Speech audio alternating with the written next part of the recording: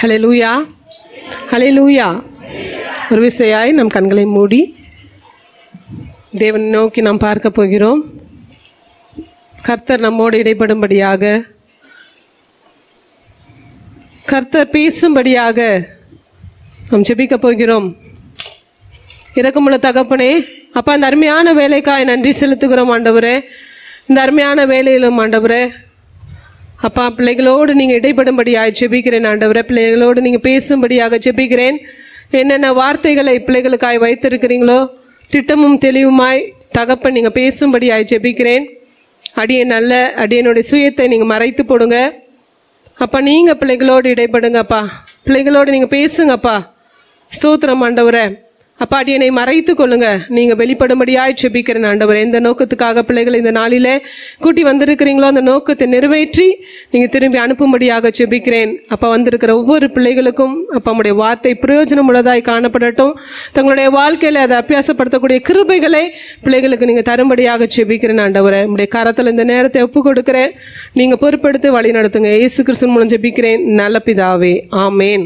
இன்று நாளுக்காய் காத்திருந்த பொழுது கர்த்தர் கொடுத்ததான வார்த்தை ஏசாயா தீர்க்கதரிசியின் புஸ்தகம் 41வது அதிகாரம் 14வது வசனம்.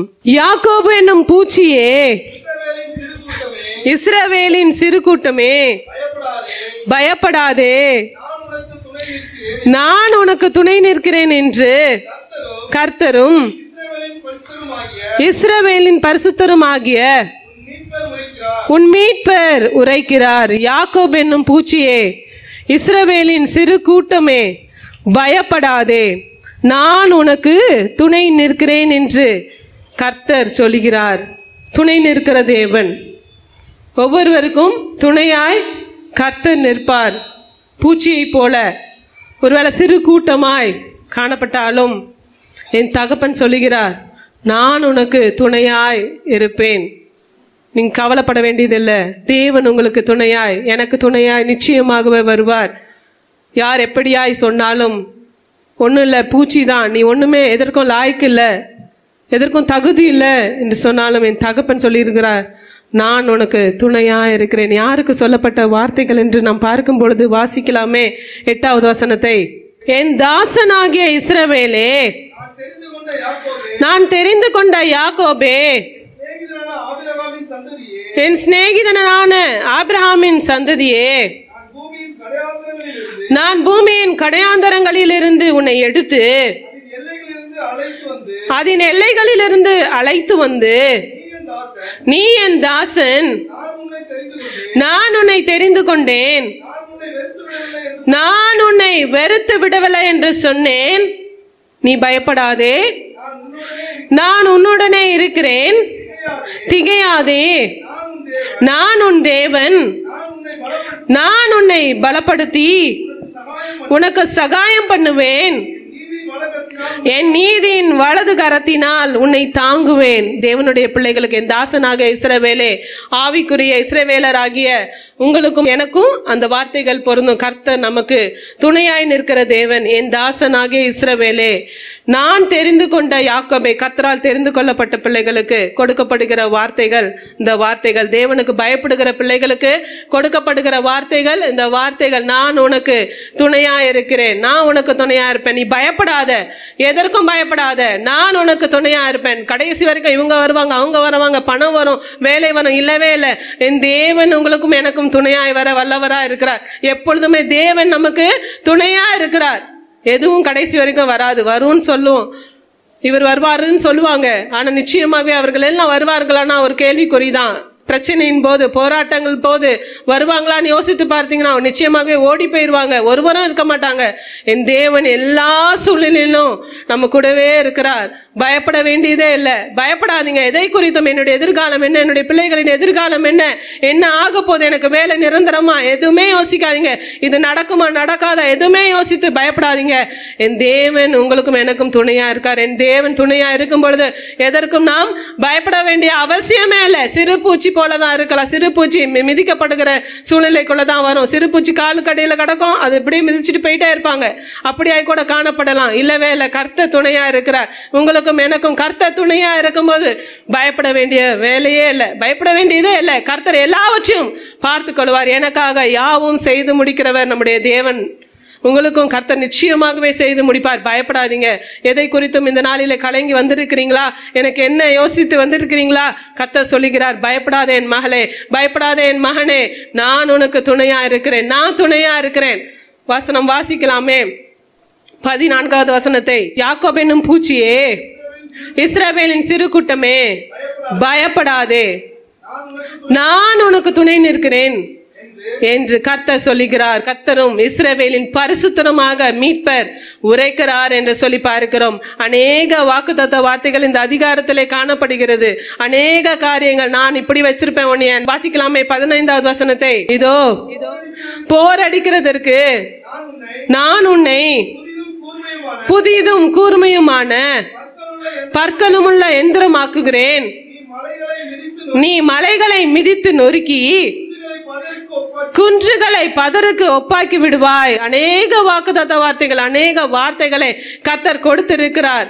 எது வரைக்கும் விடுவார் தெரியுமா? ஒருவேளை போராட்டங்கள் இருக்கிறதா, பிரச்சனை இருக்கிற, என்னால தாங்க கூடாதபடி காணப்படுகிறது, எனக்கு துணையாய் கர்த்தர் நிற்கிறாரா என்று சொல்லி கூட நீங்க யோசித்து இந்த நாளிலே கடந்து வந்திருக்கலாம். வாசிக்கலாமே 17வது வசனம் இவ்வாறாக சொல்லுகிறது. சிறுமையும் எளிமையுமானவர்கள் தண்ணீரை தேடி அது கிடையாமல் அவர்கள் நாவு தாகத்தால் வரலும் போது கர்த்தராகிய நான் அவர்களுக்கு செவி கொடுத்து இஸ்ரவேலின் தேவனாகிய நான் அவர்களை கைவிடாதிருப்பேன். கடைசி வரைக்கும். சிறுமையும் எளிமையுமானவர்கள் தண்ணீரை தேடி அது கிடையாமல் நாவு வரலும் பொழுது, நாவு வரல்ற அளவுக்கு அப்படியான ஒரு பிரச்சனை வரும் பொழுது கர்த்தர் சொல்லுகிறார், நான் அவர்களுக்கு துணையா இருந்து நான் அவர்களை கைவிடாதிருப்பேன். எப்பொழுதுமே நான் தேவனோடு இருக்கிறோம். யோசித்து பாருங்க, எப்பொழுதுமே இருக்கிறோமா? எல்லா சூழ்நிலையிலும் காணப்படுகிறோமா? கர்த்தர் அங்கங்கே கிடந்த நம்மை, உங்களை, என்னை தேர்ந்தெடுத்து நூக்கன் கோணர் அழகாய் தேர்ந்தெடுத்து இந்த நாளிலே தம் பிள்ளையாய் வைத்திருக்கிறாரு. எப்பொழுதுமே அவர் துணையா இருக்கிறாரா? அவருக்கு முன்பாக நீங்க காணப்படுகிறீங்களா? யோசித்து பாருங்க. அவர்களுக்கு முன்பாக இதுவரைக்கும் காணப்படலைன்னா இனியாவது ஒப்பு கொடுங்க. எப்பொழுதுமே தேவனுடைய சமூகத்தை தேடி நாடி ஓடி வாங்க. எப்பொழுதுமே அவருக்குள்ள காணப்படுங்க. எப்பொழுதுமே அவருக்குள்ள சஞ்சரிக்கிற ஒரு வாழ்வு, அது பாக்கியம் உள்ளது, அதுதான் பிளஸட். அவர் நமக்கு துணையா இருக்கும் பொழுது அநேக ஆசீர்வாதங்களை நாம் பெறுகிறோம். கர்த்தர் அழகாய் நம்மை நடத்தி கொண்டே இருக்கிறாரு.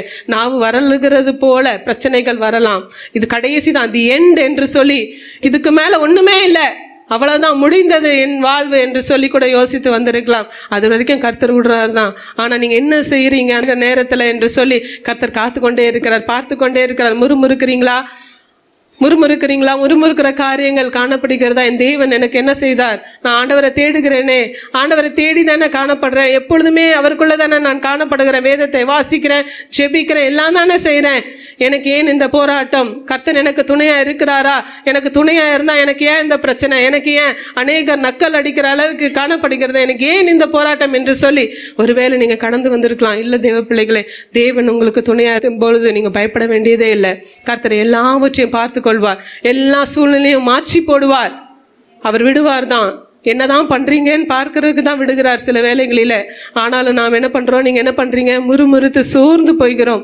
எதுவுமே நடக்கலையே, என்னோட சூழ்நிலை மாறவே இல்லையே, இன்னும் கிட்டி சேர்ந்து கொண்டு தானே இருக்கேன், நான் இன்னும் தேவனை தேடிட்டு தானே இருக்கேன், என்னோட சூழ்நிலை எல்லாம் மாறவே இல்லையே, ஒரு இன்ச்சு கூட மாறலையே என்று சொல்லி கூட யோசித்து இந்த நாளில் நீங்க கடந்து வந்திருக்கலாம்.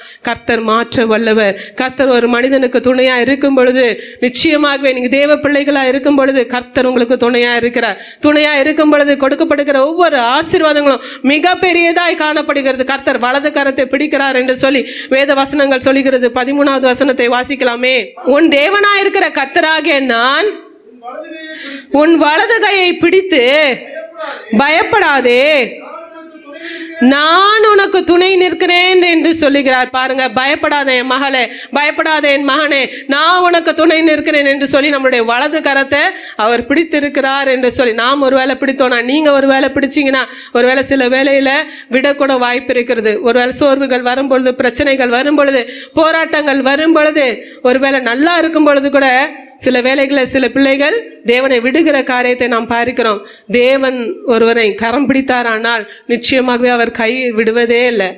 நம்முடைய கரத்தை தேவன் பிடித்து கொள்ளணும். நம்ம பிள்ளையோட கரத்தை பிடிச்சிட்டோம்னா அது எவ்வளவு நல்லா ஃபோர்ஸபிளா பிடிச்சிருக்கோம்ல.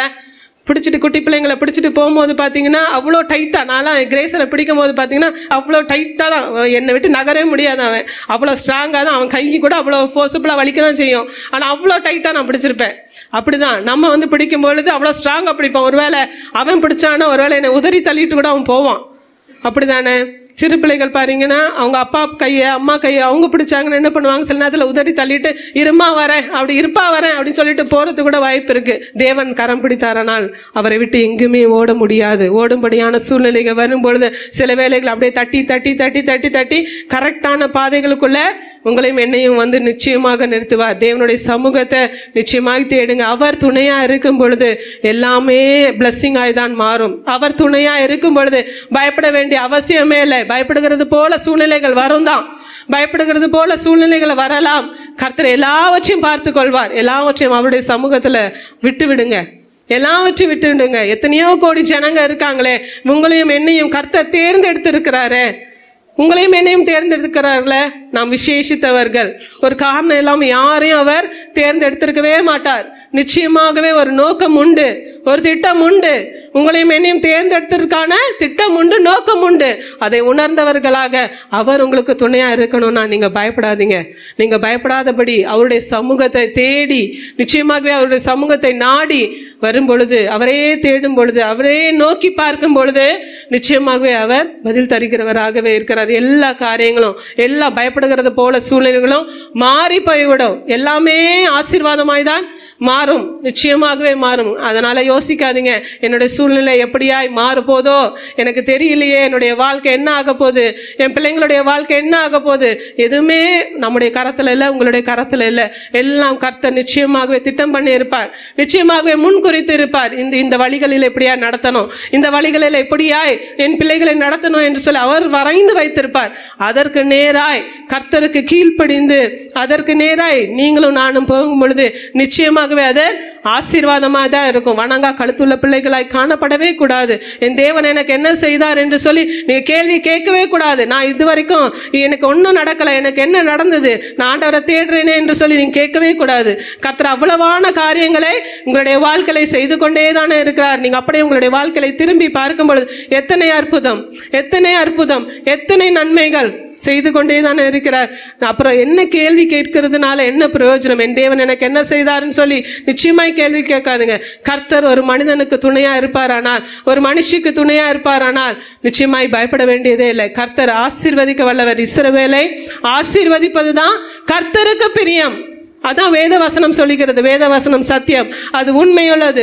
நிச்சயமாகவே உங்களுக்கு வாக்கு தத்தங்களை கொடுத்திருக்கிறாரா, வார்த்தைகளை கொடுத்திருக்கிறாரா, சகலத்தையும் புதிதாக்குவேன் என்று சொல்லி இந்த வருடத்தின் வாக்கு தத்த வசனம் நிச்சயமாகவே எல்லாவற்றிலும் ஒரு புதிதாக்குதல் நடந்து கொண்டேதான் காணப்படுகிறது. எல்லாவற்றிலும் ஒரு மாற்றம், எல்லாவற்றிலும் இண்டிவிஜுவலா என்னென்ன வார்த்தைகளை கொடுத்திருக்கிறாரோ அது நிச்சயமாய் நிறைவேறும். இதுவரைக்கும் நிறைவேறலனாலும் காத்திருங்கள், காத்திருங்கள். ஆண்டவருடைய பாதத்துல காத்திருங்க. பயப்படாதீங்க. எனக்கு இந்த வார்த்தைகளை வாக்கு தத்தமாய் கொடுத்திருக்கிறாரு, இந்த வார்த்தைகளை கொடுத்திருக்கிறாரு, இன்னும் ஏன் நிறைவேறல? உங்களை நீங்க அனலைஸ் பண்ணி பார்க்கணும். என்னென்ன காரியங்களில மாற்றங்கள் பண்ணணுமோ அதை நீங்க பண்ணும் பொழுது நிச்சயமாய் மாற்றங்கள் வரும். நிச்சயமாய் மாற்றங்களை கர்த்தர் கொடுக்க வல்லவரா இருக்கிறார். தேவனுடைய பாதத்துல காத்திருங்க. உங்களை அனலைஸ் பண்ணுங்க. என்னென்ன காரியங்கள் குறைவாய் காணப்படுகிறதோ, கர்த்தர் விரும்பத்தகாத காரியங்கள் என்னென்ன காணப்படுகிறதோ எல்லாவற்றையும் மாற்றும் பொழுது நிச்சயமாகவே கர்த்தர் துணை நின்று எல்லா காரியத்திலும் ஆசீர்வாதத்தை கட்டளையிட வல்லவரா இருக்கிறார். சங்கீதத்தின் புஸ்தகம் 46வது அதிகாரம் 1ஆம் வசனம் இவ்வாறாக சொல்லுகிறது. வாசிக்கலாமே. தேவன் நமக்கு அடைக்கலமும் பெலனும், ஆபத்து காலத்தில் அனுகூலமான துணையுமானவர். எப்பொழுதெல்லாம் அவர் துணையா இருக்கிறார்னா ஆபத்து காலத்துல அனுகூலமான துணையா இருக்கிறார். அவர் அடைக்கலம், அவர் அடைக்கலமா இருக்கிறார். அடைக்கல பட்டணத்துக்குள்ள ஒரு மனிதன் போகும் பொழுது நிச்சயமான ஒரு பாதுகாப்பு காணப்படுகிறதே. அதே போல அடைக்கல பட்டணமாகிய தேவனுக்குள்ள நீங்க இருக்கும் பொழுது எத்தனை ஆபத்து காலங்கள் வரலாம், எத்தனை காரியங்கள் வந்தாலும் கர்த்தர் பாதுகாத்து துணையா இருந்து வழி நடத்த வல்லவரா இருக்கிறார். பயப்பட வேண்டியதே இல்லை. எப்பொழுதெல்லாம் அவர் துணையா இருக்கிறான்னு பார்க்கும் பொழுது ஆபத்து காலத்துல அவர் துணையா இருக்கிறார். வாசிக்கலாமே 2 தீமோத்தேயுவின் புஸ்தகம் 4வது அதிகாரம் 10ஆம் வசனத்தை. ஏனென்றால் தேமா பிரபஞ்சத்தின் மேல் ஆசை வைத்து என்னை விட்டு பிரிந்து தெசலோனிக்கே பட்டணத்துக்கு போய்விட்டான். தியஸ்கே கலாத்தியா நாட்டிற்கும் தீத்து தர்மாத்தியா நாட்டிற்கும் போய்விட்டார்கள். 16வது வசனம். நான் முதல் விசை உத்தரவு சொல்ல நிற்கையில் ஒருவனும் என்னோட கூட இருக்கவில்லை, எல்லாரும் என்னை கைவிட்டார்கள். அந்த குற்றம் அவர்கள் மேல் சுமராதிருப்பதாக கர்த்தரோ எனக்கு துணையாக நின்று என்னாலே பிரசங்கம் நிறைவேறுகிறதற்காகவும் புறஜாதியார் எல்லாரும் கேட்கிறதற்காகவும் என்னை பலப்படுத்தினார். சிங்கத்தின் வாயிலிருந்தும் நான் ரட்சிக்கப்பட்டேன். பாருங்க, ஒன்றுமில்லாத நேரத்துல, யாருமே இல்லாத நேரத்துல, எல்லாம் விரோதமா எழும்பின நேரத்துல கர்த்தர் துணையா இருக்கிறார் என்று சொல்லி இந்த வேத வசனங்கள் சொல்லுகிறதே. நிச்சயமாகவே கர்த்தர் எல்லா சூழ்நிலையிலும் டில் தி எண்ட் யாருமே துணையாய் வரவே முடியாது, எதுவும் துணையாய் வரவே முடியாது. கர்த்தர் உங்களுக்கும் எனக்கும் துணையா இருக்கிறார். எல்லா சூழ்நிலையிலும் என்னென்ன சூழ்நிலையில நீங்க கடந்து போனாலும் உங்களுடைய துணை, உங்களுடைய வலது கரத்தை அவர் பிடித்து உங்களுக்கு துணையா இருக்கிறார். பயப்படாதீங்கள், எதை குறித்தும் கலங்காதீங்க, எதை குறித்தும் பயப்படாதீங்க. நிச்சயமாகவே கர்த்தர் ஆசீர்வாதங்களை கட்டளையிட வல்லவராக இருக்கிறார். அவர் யாருக்கெல்லாம் துணையா இருக்கிறார் என்று சொல்லி ஒரு சில வேத வசனங்களை நாம் பார்க்க போகிறோம். வாசிக்கலாமே 2 நாளாகமத்தின் புஸ்தகம் 19வது அதிகாரம் 11வது வசனம். இதோ ஆசாரியனாகிய அமலியா கர்த்தருக்கு அடுத்த எல்லா நியாயத்திலும் இஸ்மவேலின் குமாரனாகிய செபதியா என்னும் யூதா வம்சத்தின் தலைவன் ராஜாவுக்கு அடுத்த எல்லா நியாயத்திலும் உங்களுக்கு மேலான நியாயாதிபதிகள் லேவியரும் உங்க கைக்கு உத்தியோகஸ்தராய் இருக்கிறார்கள். நீங்கள் திடமனதாய் இருந்து காரியங்களை நடத்துங்கள். உத்தமனுக்கு கர்த்தர் துணை. யாருக்கு துணையா இருக்கிறாரா? உத்தமனுக்கு கர்த்தர் துணை என்று சொல்லி இந்த வேத வசனங்கள் சொல்லுகிறது. யார் உத்தமன் என்று சொல்லி நாம் பார்க்கும் பொழுது வாசிக்கலாம். நீதிமொழிகளின் புஸ்தகம் 16வது அதிகாரம் 32வது வசனத்தை. பலவானை பார்க்கிலும் நீடிய சாந்தமுள்ளவன் உத்தமன். பலவானை பார்க்கிலும் நீடிய சாந்தமுள்ளவன் உத்தமன் என்று சொல்லி இந்த வேத வசனங்களிலே நாம் பார்க்கிறோம். எவ்வளவு பலசாலியா இருந்தாலும் சாந்தம் இல்லைன்னா, அமைதி இல்லைன்னா நிச்சயமாய் உத்தமனா இருக்கவே முடியாது. அமைதி சாந்தம் இருக்கும் பொழுது அவர்கள் உத்தமர்கள் என்று சொல்லி வேத வசனங்கள் சொல்லுகிறது. உத்தமனுக்கு கர்த்தர் துணை. கர்த்தர் துணை. உத்தமனாய் நீங்க இருப்பீங்கன்னா நிச்சயமாகவே உங்களுக்கு கர்த்தர் துணையா இருக்கிறார் என்று சொல்லி வேத வசனம் சொல்கிறது. தி பெஸ்ட் எக்ஸாம்பிள் இயேசு கிறிஸ்து. 1 பேதுருவின் புஸ்தகம் 2வது அதிகாரம் 23வது வசனம் இவ்வாறாக சொல்லுகிறது. வாசிக்கலாமே. அவர் வையப்படும் பொழுது பதில் வையாமலும் பாடுபடும் பொழுது பயப்படுத்தாமலும் நியாயமாய் தீர்ப்பு செய்கிறவருக்கு தம்மை ஒப்பு கொடுத்தார். அவர் வையப்படும் பொழுது பதில் வையாமல் காணப்பட்டார். எத்தனையோ காரியங்களை அவருக்கு செய்தாங்க. இயேசு கிறிஸ்துவுக்கு அடிக்கப்பட்டார், நொடுக்கப்பட்டார். எத்தனை துன்பங்கள், எத்தனை காரியங்கள் திட்டினாங்க. வையப்படும் பொழுது அவர் பதில் வையாமல் அமைதியாய் பொறுமையாய் காணப்பட்டாரே. அந்த சாந்தம் காணப்பட வேண்டும். உத்தமனாய் இருக்கும் பொழுது நிச்சயமாகவே கர்த்தர் துணையா இருக்கிறார். உத்தமனுக்கு கர்த்தர் துணை.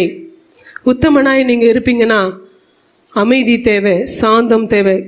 எத்தனை பிரச்சனைகள் எப்படியா ஹேண்டில் பண்றீங்க யோசித்து பாருங்க. பதற்றம், அமைதி இல்லாதபடி காணப்படுகிற சூழ்நிலையினால எந்த ஆசீர்வாதத்தையும் பெற்றுக்கொள்ளவே முடியாது. சாந்தம் உங்களுக்குள்ள காணப்படும் பொழுது நிச்சயமாகவே, பொறுமை தாழ்மை இருக்கும் பொழுது நிச்சயமாகவே பல ஆசீர்வாதங்களை சுதந்திரித்து கொள்ளலாம். பதற்றத்தினால கோபத்தினால காணப்படும் பொழுது பார்த்தீங்கன்னா நிதானம் இல்லாம பேசுகிற காரியங்கள், நிதானம் இல்லாமல் செய்கிற காரியங்கள் தான் காணப்படும். அப்படி இருக்கவே கூடாது. சாந்தம் தேவை, அமைதி தேவை. அப்படி இருக்கும் பொழுது நிச்சயமாகவே உத்தமனாய் நீங்க காணப்படுறீங்க. உத்தமனுக்கு கர்த்தர் துணையா இருக்கிறார். இன்னொரு எக்ஸாம்பிள் பார்த்தோம்னா மோசேயை பார்த்தோம்னா அவ்வளோ பொறுமையாய் எல்லாவற்றையும் ஹேண்டில் பண்ணார். அநேக லட்ச ஜனங்களை வழி நடத்தணும்னா நிச்சயமாகவே ஒரு பொறுமை தேவை. அத்தனை லட்ச ஜனங்களையும் அவர் அழகாய் வழி நடத்தி வந்தாரு.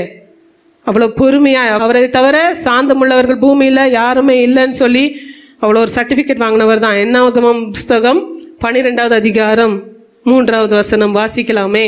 மோசேயானவன் பூமியில் உள்ள சகல மனிதரிலும் மிகுந்த சாந்த குணமுள்ளவனாய் இருந்தான். மோசேயானவன் மிகுந்த சாந்தம் உள்ளவனாய் காணப்படான். அவருக்கும் இஸ்ரவேல் ஜனங்களுக்கும் எந்த சம்மந்தமும் இல்லைதான். கர்த்தர் சொன்னாரு, அவர் போய் லீடரா போனாரு, மத்துக்குவாய் தான் சொன்னாரு. அநேக காரியங்கள் காணப்பட்டது. அழகாய் ஒவ்வொரு ஜனங்களுக்கு வேண்டியதை சொல்லி சொல்லி சொல்லி சொல்லி எத்தனை நேரம் அவருக்கு எதிராய் பேசினாங்க. எத்தனை தரம் இஸ்ரவேல் ஜனங்கள் அவங்களுக்கு எதிராய், மோசேக்கு எதிராய் நின்றாங்க. ஆனா எல்லாவற்றிலும் அழகாய் நடத்தி வந்தார். சாந்தம், பொறுமை, அமைதினாலே அநேக காரியங்களை நிச்சயமாகவே பெற்றுக்கொள்ள முடியும். உத்தமனுக்கு கர்த்தர் துணை. உத்தமனாய் நீங்க காணப்படும் பொழுது நிச்சயமாகவே உங்களுக்குள்ள அமைதி காணப்படணும். உத்தமன் என்று சொல்லும் பொழுது அமைதியாய் பொறுமையாய் நீங்க இருப்பீங்கன்னா நீங்க தான் உத்தமம். எல்லா காரியத்தை எப்படி எடுத்தே கவுத்தேன்னு செய்றீங்களா யோசித்து பாருங்க. எல்லா காரியத்திலும் ஒரு அமைதியாய் பொறுமையாய் காணப்படுறீங்களா? நிச்சயமாகவே நீங்க உத்தமர்கள் தான். அப்படி காணப்பட்டீங்கன்னா உத்தமன் தான். உத்தமனுக்கு கர்த்தர் துணையா இருக்கிறார். இன்னொரு வேத வசனம் இப்படியாக சொல்லுகிறது. நீதிமொழிகளின் புஸ்தகம் 16வது அதிகாரம் 32 வாசிக்கலாமே மீண்டுமாக. பலவானை பார்க்கிலும் நீடிய சாந்தம் உள்ளவன் உத்தமன், பட்டணத்தை பிடிக்கிறவனை பார்க்கிலும் தன் மனதை அடக்குகிறவன் உத்தமன். பட்டணத்தை பிடிக்கிறவனை பார்க்கலாம். பட்டணத்தை எவ்வளோ பழைய பட்டணத்தை பிடிக்கிறவனா இருந்தாலும் தன் மனதை அடக்க தெரியாதவன் உத்தமன் அல்ல. இதெல்லாம் ஆப்போசிட்டா நீங்க பார்த்தும் சொல்லியும் பார்க்கணும். உத்தமன்னா நீடிய சாந்தம் இருந்துச்சுன்னா உத்தமன் அப்படின்னு போட்டிருக்குன்னா உத்தமம் இல்லைன்னா, நீடிய சாந்தம் இல்லைன்னா நிச்சயமாகவே நீங்க உத்தமர்கள் இல்லை. அதே போல பட்டணத்தை பிடிக்கிறவர்களை பார்க்கிலும் தன் மனதை அடக்குகிறவன் உத்தமன் என்று சொல்லப்பட்டிருக்கிறது. பட்டணத்தை அடக்குகிறதுல பார்க்கணும். மனதை அடக்க தெரியாதவங்க நிச்சயமாகவே உத்தமன் அல்ல. மனதை அடக்க தெரியணும். சிம்சோனை குறித்து நாம் நன்கு அறிந்திருக்கிறோம். மனதை அடக்க தெரியாதவனாய் காணப்பட்டான். கர்த்தர் வைத்திருந்த நோக்கம் பெரியது. வாசிக்கலாம் நியாயாதிபதிகளின் புஸ்தகம் 13வது அதிகாரம் 1வது வசனத்தை. இஸ்ரவேல் புத்திரர் மறுபடியும் கர்த்தரின் பார்வைக்கு பொல்லாப்பானதை செய்தபடியினால் கர்த்தர் அவர்களை 40 வருஷம் அளவும் பெலிஸ்தரின் கையிலே ஒப்பு கொடுத்தார். பாருங்க, இஸ்ரவேல் ஜனங்களை பாவங்கள் கர்த்தருக்கு விரோதமாய் செய்தபடியினால 40 வருஷம் பெலிஸ்தருடைய கையில அவர் ஒப்பு கொடுத்தாரு. 5ஆம் வசனம் இவ்வாறாக சொல்லுகிறது. நீ கர்ப்பம் தரித்து ஒரு குமாரனை பெறுவாய், அவன் தலையின் மேல் சவகரன் கத்தி படலாகாது. அந்த பிள்ளை பிறந்தது முதல் தேவனுக்கென்று நசரேனாய் இருப்பான். அவன் இஸ்ரவேலை பெலிஸ்தரின் கைக்கு நீங்களாக்கி ரட்சிக்க தொடங்குவான் என்றான். இந்த பாருங்க, சிம்சோனை குறித்து கொடுக்கப்பட்ட தீர்க்க தரிசனம் தான். அவங்க அம்மாக்கும் அப்பாக்கும் இப்படியாய் ஒரு குமாரன் பிறப்பான். அவனுக்கு அவன் நிச்சயமாகவே பெலிஸ்தரின் கையிலிருந்து இஸ்ரவேலரை ரட்சிப்பான். இதுதான் அவர் கர்த்தர் கொடுத்திருந்த ஒரு பெரிய நோக்கம். அவனுக்கு சிம்சோனுக்கு கொடுக்கப்பட்ட நோக்கம், பெரிதான நோக்கம். இது இஸ்ரவேல் ஜனங்களை மீட்டெடுக்கணும். இதுதான் தேவனுடைய நோக்கமா இருந்தது. ஆனா அந்த நோக்கத்தை குலைக்கும்படியாக பல காரியங்கள் அவனுடைய வாழ்விலே புகுந்து விட்டது.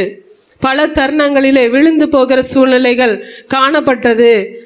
மனதை அடக்காதபடி பல காரியங்களுக்குள்ள அவன் நுழைந்ததை நாம் பார்க்கிறோம். நியாயாதிபதிகள் 16வது அதிகாரம் 1வது வசனத்தை. பின்பு சிம்சோன் காசாவுக்கு போய் அங்கே ஒரு வேசியை கண்டு அவளிடத்தில் போனான். பாருங்க, ஃபர்ஸ்ட் என்ன பண்றாரு? 14வது அதிகாரம் 1ஆம் வசனம் இவ்வாறாக சொல்லுகிறது. வாசிக்கலாமே.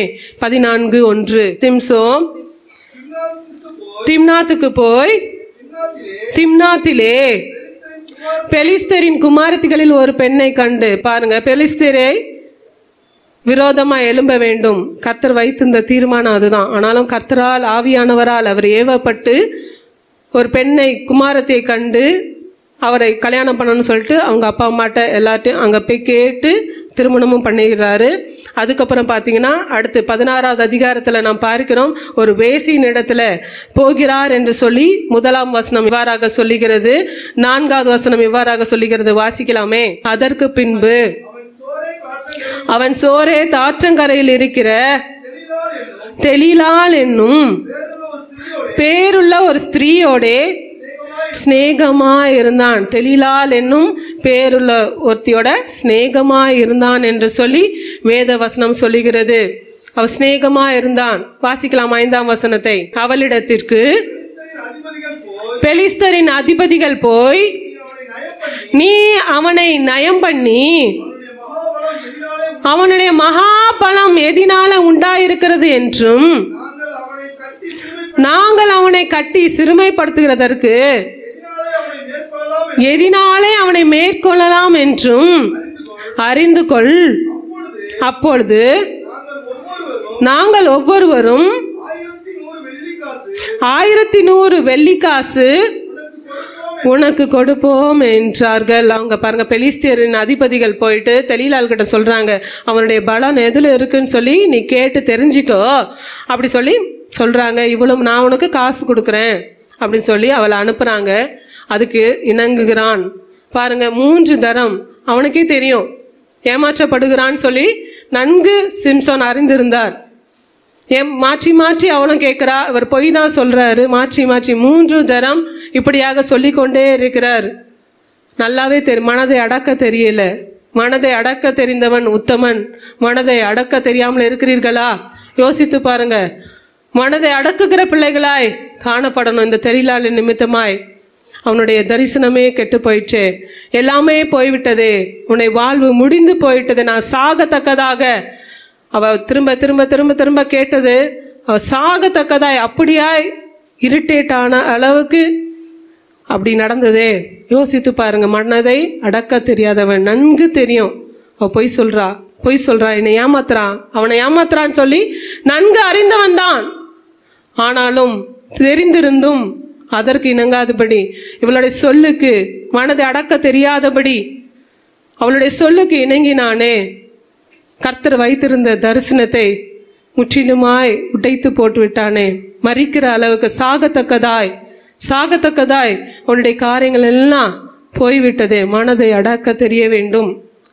வாசிக்கலாம் 15வது வசனத்தை. அப்பொழுது அவள் அவனை பார்த்து,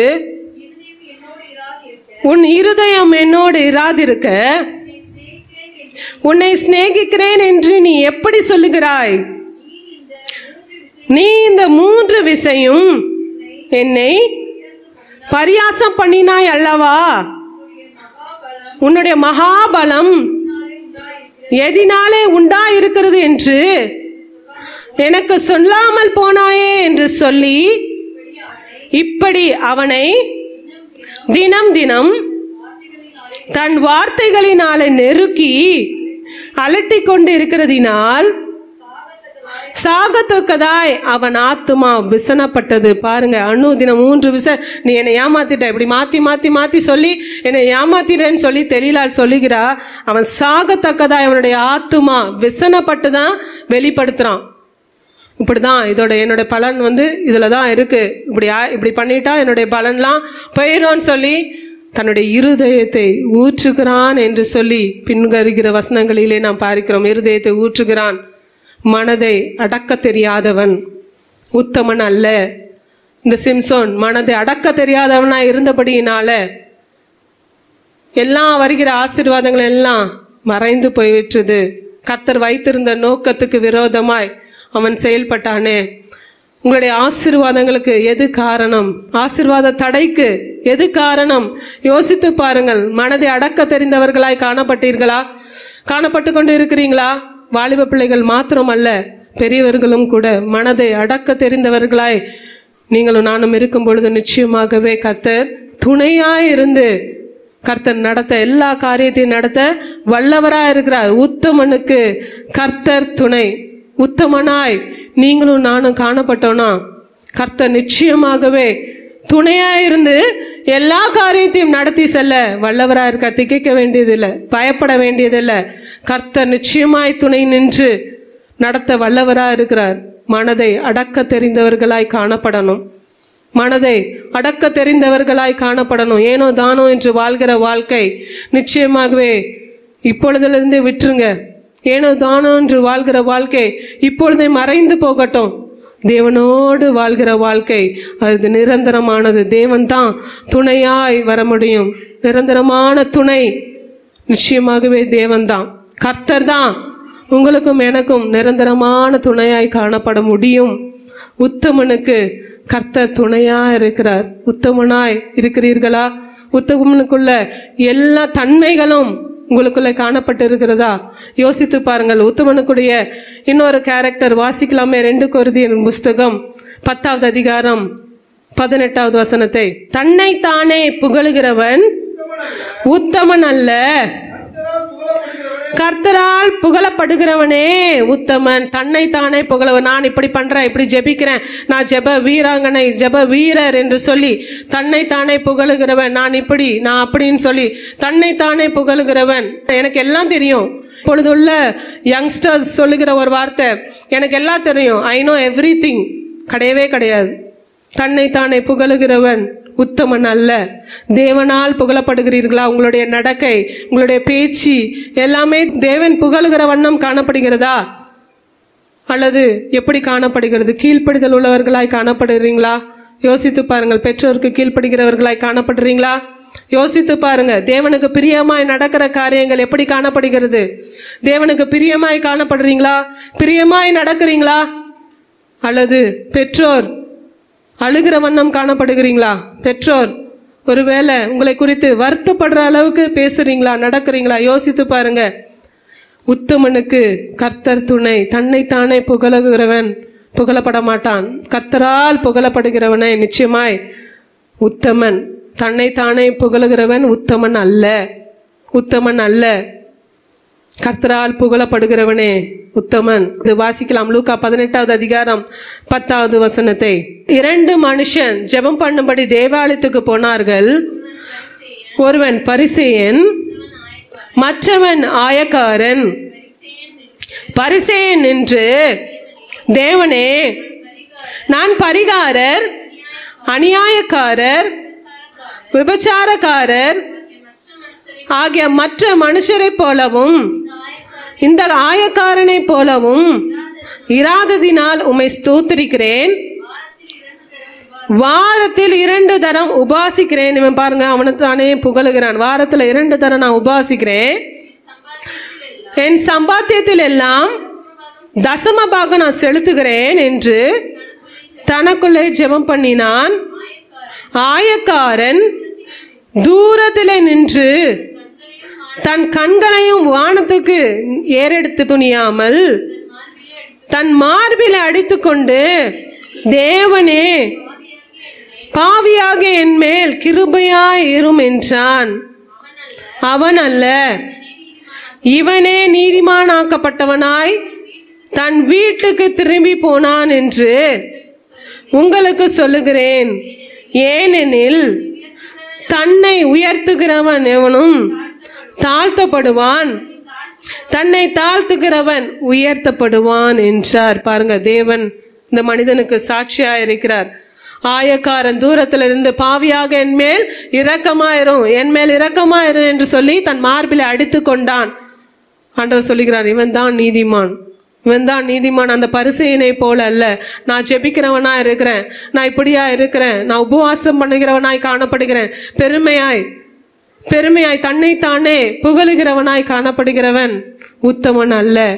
கர்த்தரால் புகழப்படுகிறவனே உத்தமன். நம்ம தாவீதை குறித்து நாம் பார்க்கிறோம், என் இருதயத்துக்கு ஏற்றவன் என்று சொல்லி. வேதத்தில் உள்ள அநேக தேவ பிள்ளைகளை குறித்து நாம் பார்க்கிறோம். தேவன் அழகாய் சாட்சி கொடுத்திருக்கிறார். யோபு குறித்து பார்க்கிறோம், அவன் பயபக்திக்குள்ளவன், உத்தமன் என்று சொல்லி வேத பகுதிகளிலே நாம் பார்க்கிறோமே. அவன் உத்தமனாய் காணப்பட்டான் தான். தேவனே அவனுக்கு சாட்சியாய் சொன்னார், என் பிள்ளை மீது நீ கண் வைத்தாயோ, சாத்தான் கிட்டே சாட்சியாய் சவாலாய் சொன்னார், என் பிள்ளை மீது நீ கண் வைத்தாயோ என்று சொன்னார். அவன் உத்தமன், பயபக்திக்குரியவன் என்று சொல்லி வேத பகுதிகளிலே நாம் பார்க்கிறோமே. கர்த்தர் உங்களை புகழுவாரா? கர்த்தர் உங்களுடைய காரியங்களை கண்டு என் பிள்ளை சொல்ல முடியுமா? என்னுடைய பிள்ளை இப்படிப்பட்டவள் என்று சொல்லி உங்களையும் என்னையும் குறித்து சாட்சியாய் சொல்ல முடியுமா? யோசித்து பாருங்க. அப்படி இல்லைன்னா இன்றைக்கு நீங்க மனம் மாற வேண்டியது நிச்சயமான ஒன்று. கர்த்தர் துணையா இருக்கணும்னா நீங்க உத்தமனாய் காணப்பட வேண்டும். தேவனால் புகழப்படுகிற பிள்ளைகளாய் காணப்படும் பொழுது நிச்சயமாகவே கர்த்தர் துணை நின்று எல்லா காரியத்தையும் வாய்க்க செய்வார். உத்தமனுக்கு வர வேண்டிய பிளஸிங் எல்லாமே கிடைக்கும். கர்த்தர் துணை நின்று எல்லா ஆசீர்வாதங்களையும் கொடுக்க வல்லவரா இருக்கிறார். ஆபத்து காலத்துல கர்த்தர் துணையா இருந்து நடத்த வல்லவரா இருக்கிறாரு. தனிமையான சூழ்நிலையில, யாரும் இல்லாத சூழ்நிலையில கர்த்தர் நடத்த வல்லவரா இருக்கிறாரு. துணை நிற்க வேண்டுமா? யோசித்து பாருங்க. நீங்க உத்தமனாய் காணப்பட வேண்டும். தேவனுக்கு பயபக்திக்குரியவர்களாய் நீங்க காணப்படணும். தேவனுக்கு பயப்படுகிற பிள்ளைகளாய் காணப்படணும். உத்தமனா இருக்கிறீங்களா? யோசித்து பாருங்கள். உத்தமனா இல்லைனா நிச்சயமா இந்த நாளில ஒப்பு கொடுங்க. இந்த நாளில நீங்க ஒப்பு கொடுக்க வேண்டும். உத்தமனாய் நீங்க உங்களை மாற்றிக்கொள்ள வேண்டும். அப்பதான் பயப்படாம என் தேவன் எனக்கு துணைன்னு சொல்ல முடியும் தைரியமாய். என் தேவன் எனக்கு துணையா இருக்கிறார், நான் எல்லா காரியத்தையும் நிச்சயமாய் கடந்து போவேன், எல்லா சூழ்நிலையும் நிச்சயமாய் நான் கடந்து போவேன், தேவன் எனக்கு துணையா இருக்கிறார் என்று சொல்லி ஒரு வைராக்கியமாய் ஒரு கான்பிடென்டா நீங்க சொல்ல முடியும்னா நீங்க உத்தமனாய் காணப்பட வேண்டும். நிச்சயமாகவே. அடுத்ததாக நாம் வாசிக்க போகிறோம் 119வது சங்கீதம் 173வது வசனத்தை வாசிக்கலாமே. நான் உம்முடைய கட்டளைகளை தெரிந்து கொண்டபடியால் உமது கரம் எனக்கு துணையா இருப்பதாக. கர்த்தருடைய கட்டளைகளை தெரிந்திருக்கிற பிள்ளைகளாய், கட்டளைகளை கை கொள்ளுகிற பிள்ளைகளாய் காணப்படுவீங்கன்னா உங்களுக்கு கர்த்தர் துணையா இருப்பார்.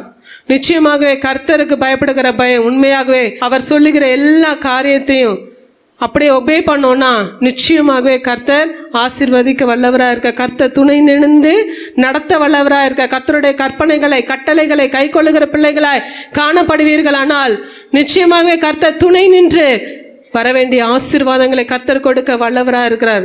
அவருக்குள்ள விசுவாசம் உள்ளவர்களாய் காணப்படணும், பயபக்திக்குரியவர்களாய் காணப்படணும், அன்பு நிறைந்தவர்களாய் காணப்படணும், தேவனுடைய பிள்ளைகளோடு ஐக்கியம் உள்ளவர்களாய் காணப்படணும். அப்பந்தான் அவருக்கு ஒபே பண்ணுகிற பிள்ளைகள், அவருக்கு கீழ்ப்படுகிற பிள்ளைகளாய் காணப்படுறீங்க.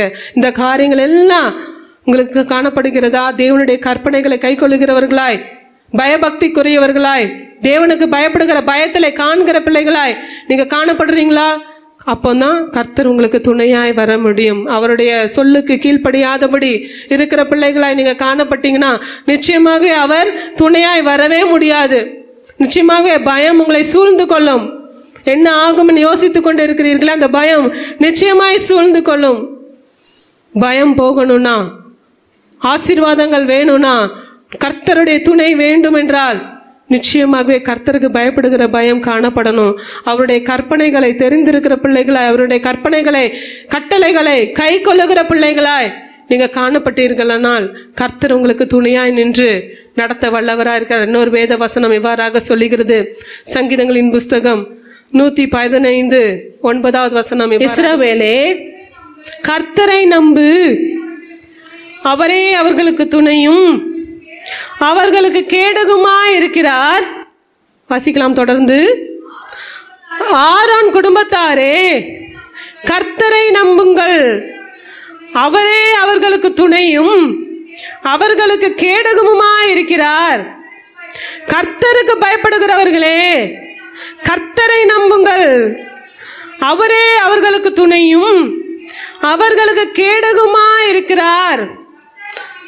கர்த்தர் நம்மை நினைத்திருக்கிறார், அவர் ஆசீர்வதிப்பார். கர்த்தர் நம்மை நினைவா இருக்கிற தேவன். இஸ்ரவேல் குடும்பத்தாரே, கர்த்தரை நம்புங்கள். தேவனுடைய பிள்ளைகளே, நீங்க கர்த்தரை நம்புங்கள், அவரே அவர்களுக்கு துணையும் அவர்களுக்கு கேடகுமா இருக்கிறார். தேவனுடைய பிள்ளைகள் கர்த்தரை நம்பும் பொழுது அவர்களுக்கு அவர் துணையா இருக்கிறார். ஆரோன் குடும்பத்தாரே, ஊழியம் செய்கிற பிள்ளைகளே, கர்த்தரை நம்புங்கள், அவரே அவர்களுக்கு துணையும் அவர்களுக்கு கேடகுமா இருக்கிறார். கர்த்தருக்கு பயப்படுகிறவர்களே, கர்த்தரை நம்புங்கள். சோ எல்லாரும் கர்த்தருக்கு பயப்படுகிற எல்லாருக்கும் கர்த்தர் துணையா இருக்கிறார். ஊழியம் செய்கிற பிள்ளைகளும் கர்த்தரை நம்பணும். இஸ்ரவேல் குடும்பம் ஒவ்வொரு பிள்ளைகளும் கர்த்தருக்கு பயப்படுகிற சிறியோர் பெரியோர் ஒவ்வொருவரும் கர்த்தரை நம்பும் பொழுது கர்த்தர் நம்ம நினைவா இருந்து நமக்கு துணை நின்று, உங்களுக்கு துணை நின்று நம்முடைய நினைவா இருந்து நம்மை ஆசீர்வதிக்க வல்லவரா இருக்க கர்த்தர் துணையா இருக்க வேண்டும். நான் பயப்படுகிற பயம் நிச்சயமாய் வேண்டும். கர்த்தரை நம்புகிறதுல எப்படி காணப்படுறீங்க? எதன் மீது நம்பிக்கை காணப்படுகிறது? உங்களுடைய பிள்ளைகள் மீது, உங்களுடைய சொத்துக்கள் மீது, உங்களுடைய பணத்தின் மீது, உங்களுடைய வேலையின் மீது காணப்படுகிறதா? யோசித்து பாருங்கள். தேவன் மீது உங்களுடைய நம்பிக்கை காணப்படும் பொழுது கர்த்தர் எல்லாவற்றையும் மாற்றி ஆசீர்வாதத்தை கொடுக்க வல்லவரா இருக்க, அவர் துணை நின்று நடத்த வல்லவரா இருக்கிறார். கர்த்தர் துணை, கர்த்தர் துணை, நிச்சயமாகவே துணையா இருந்து கர்த்தர் நடத்துவார். தேவ பிள்ளைகளே, கர்த்தர் தான் நமக்கு துணையாய் வரணும். கர்த்தர் தான் நம்ம வலது கரத்தை பிடித்து நடத்தணும். கர்த்தர் நடத்தலைன்னா நிச்சயமாக நம்முடைய பாதைகள் செவ்வையாய் காணப்படாது. நிச்சயமாக நம்முடைய பாதையில அநேக போராட்டங்கள் காணப்படும் தான். கர்த்தரை துணை இல்லைன்னா நிச்சயமாக நாம் கடந்து போக முடியவே முடியாது. கர்த்தருடைய துணை வேண்டும். கர்த்தருடைய துணை வேணும்னா உத்தமனாய் நீங்க காணப்படணும். தேவனுக்கு பயப்படுகிற பயத்துல உண்மையாய் நீங்க காணப்படணும். தேவனுக்கு பயப்படுகிற பயம் காணப்படுகிறதா? யோசித்து பாருங்க. உத்தமனாய் நீங்க காணப்படுறீங்களா? எல்லாவற்றிலும் உத்தமமாய் காணப்படுறீங்களா? யோசித்து பாருங்க. தேவனுக்கு பயப்படுகிற பயம், தேவன் மீது நம்பிக்கை காணப்படுகிறதா? யோசித்து பாருங்க. அப்படி எதுவுமே இல்லைன்னா ஆபத்து காலம் என்று வரும் பொழுது தேவன் துணையாய் வரவே மாட்டார். தேவனுக்கு பயப்படுகிற பயம் காணப்படுகிறதா? உங்களுடைய வழிகள் செவ்வையாய் காணப்படுகிறதா? யார் பார்க்குறாங்களோ பார்க்கலையோ கர்த்தர் பார்த்து கொண்டு இருக்கிறார் என்ற உணர்வோடு செயல்படுகிறீர்களா? உண்மையாய் உத்தமமாய் காணப்படுகிறீர்களா? யாருக்கு வேணா மறைத்து எது வேணாலும் செய்யலாம். தேவனுக்கு மறைவாய் ஒன்றும் செய்ய முடியாது. தேவன் எல்லாவற்றையும் பார்த்து கொண்டு தான் இருக்கிறார். உங்களை பிக் பண்ணி எடுத்திருக்கிறாரா? அவர் சும்மாலாம் பிக் பண்ணி எடுக்கவே இல்லை. சும்மாலாம் பிக் பண்ணி எடுக்கவே இல்லை. ஒரு நோக்கம் உண்டு. அவர் நிச்சயமாகவே உங்களையும் என்னையும் தேர்ந்தெடுத்ததுக்கான நோக்கம் உண்டு. அந்த நோக்கம் நிறைவேறணும்னா நீங்க உத்தமனாய் காணப்படணும். மனதை அடக்க தெரிய வேண்டும். மனது நிச்சயமாகவே தாறுமாறாகத்தான் ஓடும். அது தீயவைகளை தான் யோசிக்கும். ஆனால் அடக்க தெரிய வேண்டும். தேவன் துணை இருந்தால் மாத்திரமே அதை அடக்க முடியும். தேவ பிள்ளைகளை இந்த நாளில் யோசித்து பாருங்க. உங்களுடைய மனது எப்படி காணப்படுகிறது? அடக்க தெரிந்தவர்களா, இச்சை அடக்கம் உள்ளவர்களாய் காணப்படுறீங்களா? யோசித்து பாருங்க. அப்படி இல்லைன்னா இன்றைய நாள் நீங்க உத்தமமாய் காணப்படணும் தேவனே என்று சொல்லி ஒப்பு கொடுக்க போய் தேவன் துணையாய் வரணும்னா, தேவன் உங்களுடைய வலது கரத்தை பிடிக்கணும்னா நிச்சயமாகவே நீங்க உத்தமனாய் மாற வேண்டும். தேவனுக்கு பயப்படுகிற பயம் இன்னும் அதிகமாய் பெருக வேண்டும். தேவனோடு சஞ்சரிக்கிற ஒரு வாழ்வு நிச்சயமாய் காணப்படணும். அதுதான் பிளஸிங். தேவனோடு செலவழிக்கிற ஒவ்வொரு நிமிடமும் அது வீணாய் போவதே இல்லை. அது நிச்சயமாய் பாக்கியம் உள்ளது. இந்த நாளிலே கர்த்தர் உங்களை கூட்டி வந்திருக்கிறாரா? நிச்சயமாகவே ஒரு நோக்கம் உண்டு. கர்த்தர் துணையாய் வர விரும்புகிறார். உங்களோட துணையாய் எப்பொழுதுமே காணப்பட விரும்புகிறார். யாரும் கடைசி வரைக்கும் துணையாய் வரவே முடியாது. ஒருவேளை நீங்க நம்பிக்கொண்டு இருக்கலாம், யாரை வேணா நம்பலாம். நிச்சயமாகவே யாரும் துணையாய் வரவே முடியாது. கர்த்தர் தான் துணையாய் வர முடியும். பயப்படாதீங்க. எதை குறித்தும் அஞ்சாதீங்க. என்னுடைய காரியங்கள் எப்படி ஆகும்? பயமே வேண்டாம். கர்த்தர் துணையா இருக்கும் பொழுது கர்த்தர் ஆசீர்வாதத்தை கொடுக்க வல்லவராக இருக்க. எல்லாரும் பயபக்தியோடு தேவனை தேட முற்பட வேண்டும். பயம் வேண்டும். என் தேவன் பார்த்து கொண்டு இருக்கிறார் என்ற பயம் வேண்டும். தேவன் பார்த்து கொண்டு இருக்கிறார் என்ற பயம் வேண்டும். நிச்சயமாகவே ஒவ்வொருவருக்கும் துணையாய் கடந்து வருவார். அதுதான் அவருடைய விருப்பம். என்னுடைய பிள்ளை ஆசீர்வாதமா இருக்கணும். நம்ம பிள்ளைங்க ஆசீர்வாதமா இருக்கணும். தி பெஸ்டா தான் இருக்கணும் தானே நம்ம ஆசைப்படுவோம். அப்ப தேவன் மாத்திரம் எப்படி குறைவாய் வைக்கணும்னு ஆசைப்படுவார்? இல்லவே இல்லை. நிச்சயமாகவே அவர் ஆசீர்வதிக்க வல்லவர். அவர் தி பெஸ்டா தான் நமக்கு கொடுக்கணும்னு ஆசைப்படுறாரு. நாம தான், நீங்க தான் அதுக்கு தகுதியுள்ள பாத்திரங்களாய் காணப்படுறீங்களா? தகுதியுள்ளவர்களாய் காணப்படுறீங்களா? யோசித்து பாருங்க.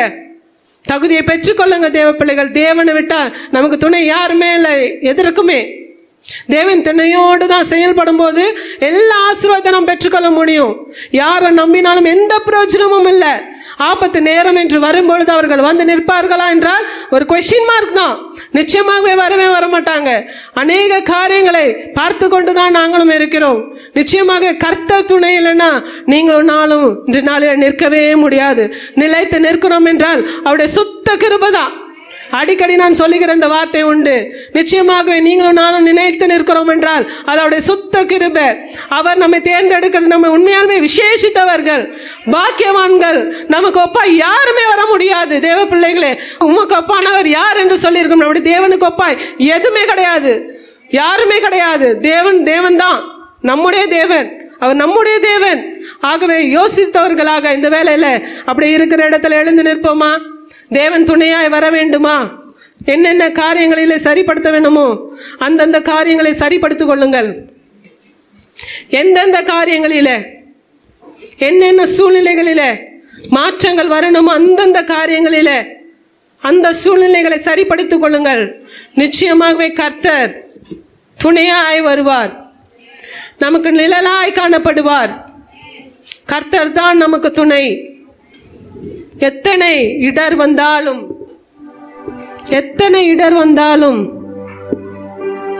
கர்த்தர் அடைக்கலமாய் வருவார்.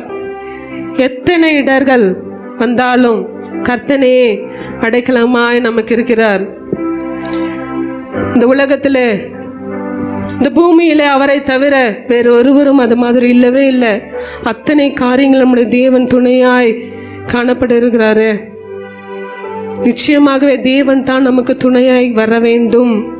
நிச்சயமாகவே தேவன் தான் நமக்கு துணையாய் காணப்பட வேண்டும், நமக்கு நிழலாய் வர வேண்டும். வேற யாரும் வேற எதுவும் துணையாய் நிழலாய் வரவே முடியாது. தேவ பிள்ளைகளே, யோசித்தவர்களாக இந்த வேளையில் நாம் சொல்ல போகிறோம், கர்த்தரே என் துணையானீர், நித்தமும் என் நிழலானீர், கர்த்தனே என் துணையானீர் என்று சொல்லி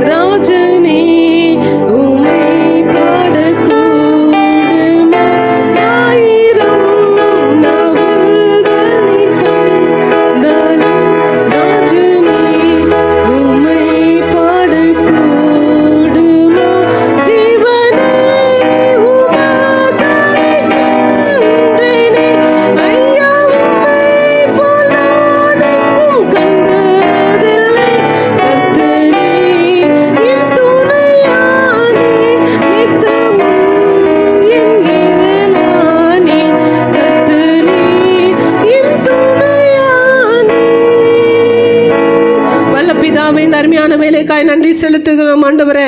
ஆண்டவரே, நீங்க எங்களுக்கு துணையாய் கடந்து வரும்படியாய், நீங்க ஒவ்வொருவருக்கு துணையாய் கடந்து வரும்படியாய் ஜெபிக்கிறேன் ஆண்டவரே.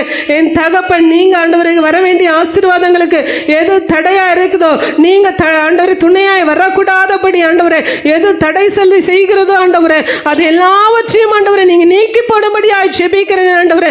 உத்தமனாய் ஒவ்வொருவரையும் நீங்க மாற்றி அருளும்படியாய் ஜெபிக்கிறேன். உமக்கு பயப்படுகிற பயத்துல ஒவ்வொருவரும் வளர என் தகப்பன் நீங்க கிருபை தரும்படியாக ஜெபிக்கிறேன் அப்பா.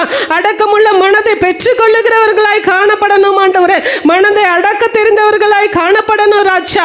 அப்பா சோத்திரம் ஆண்டவரே, உம்மால் புகழப்படுகிற பிள்ளைகளாய் ஒவ்வொருவரும் காணப்படணும் ஆண்டவரே.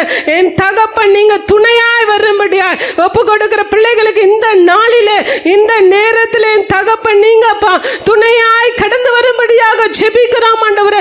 ஒரு பூச்சியை போல இருக்கலாம், சிறு கூட்டமாய் காணப்படலாம், எனக்கு ஒண்ணுமே தெரியாது என்று சொல்லி கூட இந்த வேலையில கடந்து வந்திருக்கலாம். என்னுடைய சூழ்நிலைகள் என்ன, எனக்கு துணையாய் தேவன் இருக்கிறாரா என்று சொல்லி பல கேள்விகளோடு இந்த நாளில பிள்ளைகள் கடந்து வந்திருக்கலாம் ராஜா. என் தகப்பன் நீங்க ஆண்டவரே துணையாய் செல்லும்படியா இந்த நாளில உண்மையாய் அப்பா ஒப்பு கொடுத்து அப்பா உம்மை நோக்கி பார்க்கிற பிள்ளைகளுக்கு அப்பா நீங்க துணையாய் கடந்து செல்லும்படியாக ஜெபிக்கிறேன் ஏசப்பா. நீங்க துணையாய் போங்க ஆண்டவரே. வலது கரத்தை பிடித்து பயப்படாதே, பயப்படாதே, நான் உனக்கு துணையாய் இருக்கிறேன் என்று சொல்லி இருக்கிற தேவன் இந்த வேளையில் ஆண்டவரே ஒவ்வொருவருடைய வலக்கரத்தை பிடித்து ஆண்டவரே அப்பா பயம் இல்லாதபடி அப்பா கடந்து செல்ல ஒவ்வொருவருக்கும் நீங்க கிருபை பாராட்டும்படியாக ஜெபிக்கிறேன் அப்பா. உம்முடைய துணை இருக்கும் பொழுது எதற்கும் பயப்பட வேண்டியதில்லை, எதற்கும் அஞ்ச வேண்டியதில்லை, எதற்கும் திகைக்க வேண்டியதில்லை அப்பா. அப்பா எல்லாவற்றையும் கடந்து போக என் தகப்பன் நீங்க பலனை கொடுக்கிறவரா இருக்கிறீர், பலனை கொடுக்கிறவரா இருக்கிறீர் ராஜா. நீ அப்படியாய் பலனை கொடுத்து ஒன்றிலும் குறைவுபடாதபடி எல்லாவற்றிலும் நிறைவை காண என் தகப்பன் நீங்க கிருபை பாராட்டுங்க ஆண்டவரே. அப்பா சோத்திரம் ஆண்டவரே. அப்பா உம்முடைய கரம் முழுவதுமாய் கூட இருந்து நடத்தட்டும் ஆண்டவரே. உம்முடைய கரம் இருந்து நடத்தும்படியாக ஜெபிக்கிறேன் அப்பா. தேவையான எல்லா ஆசீர்வாதங்களும் ஆண்டவரே அப்பா உம்முடைய துணையோடு பெற்றுக்கொள்ள பிள்ளைகளுக்கு நீங்க கிருபை பாராட்டும்படியாக ஜெபிக்கிறேன் ஆண்டவரே. உம்முடைய கரம் இருந்து வெளிப்படட்டும், உம்முடைய கரம் இருந்து நடத்தட்டும் தகப்பனே. நீங்க கரம் பற்றி நடத்துங்க ராஜா. அப்பா உம்முடைய கரத்துல இந்த நேரத்தை ஒப்பு கொடுக்கிறேன், நீங்க பொறுப்பெடுத்து வழி நடத்துங்க. இயேசு கிறிஸ்துவின் மூலம் ஜெபிக்கிறேன் நல்ல பிதாவே, ஆமென். ஆமென். கர்த்தராகிய இயேசு கிறிஸ்துவினுடைய கிருபை, பிதாவாகிய தேவனுடைய அன்பு, பரிசுத்த ஆவியானுடைய ஐக்கியம் இப்பொழுது சதா காலம் இந்த வார்த்தைகளை நிறைவேற்றுகிற விதத்தில் உங்களோடு கூட நித்தியமாய் நிலைத்திருப்பதாக.